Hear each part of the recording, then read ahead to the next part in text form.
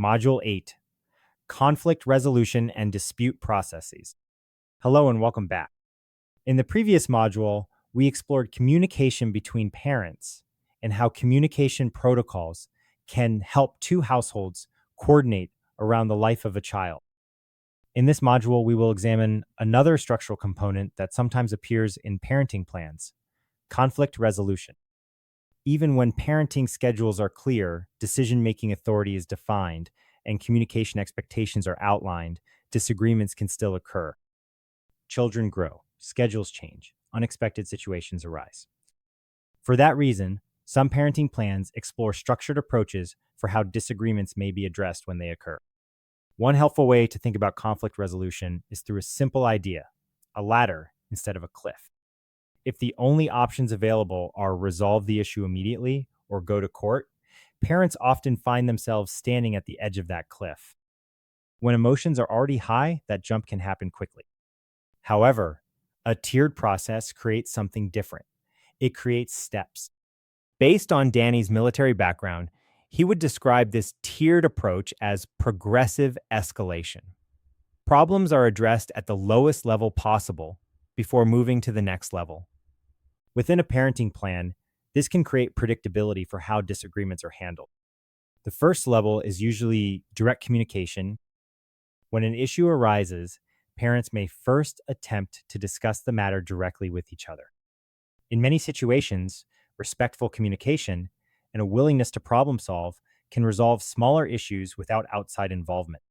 However, not all disagreements resolve easily. Some parenting plans explore the involvement of a professional. Known as a parenting coordinator decision maker, sometimes abbreviated as a PCDM. A parenting coordinator decision maker is a neutral professional who works with parents to help address certain co-parenting disputes. Depending on the structure of the appointment and the jurisdiction involved, that professional may help guide discussions and provide structured decisions. The specific authority of a parenting coordinator decision maker can vary depending on the case and the court order that established the role. If issues remain unresolved, another step sometimes explored is mediation. Mediation involves working with a neutral professional who facilitates discussion between parents. The mediator does not impose a decision.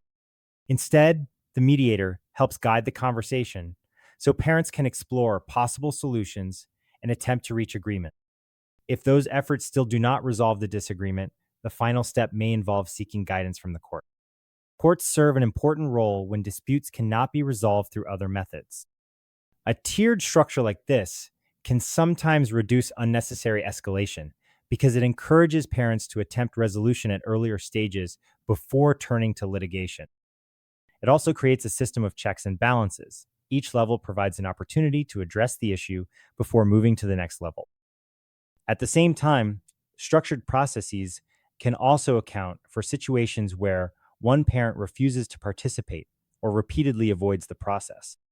In those circumstances, the framework still provides a path forward so that disagreements do not remain unresolved indefinitely. The goal of a tiered conflict resolution approach is not to eliminate disagreement. Disagreement can occur in any family. The goal is to create a predictable process for how those disagreements are addressed when they arise. Within the Ironclad Parenting Plan framework, conflict resolution is another structural component that supports parenting time, decision-making, and communication. Before moving on to the next module, take a moment to reflect on your own situation. When disagreements occur between households, what usually happens next? Is there a predictable process for resolving those issues, or do disagreements sometimes escalate quickly without clear steps in between? Recognizing those patterns can help highlight the importance of structured conflict resolution processes. In the next module, we will begin exploring another important aspect of parenting plans: holidays, school breaks, and special occasions, and why those moments often require careful coordination between households. See you in the next module.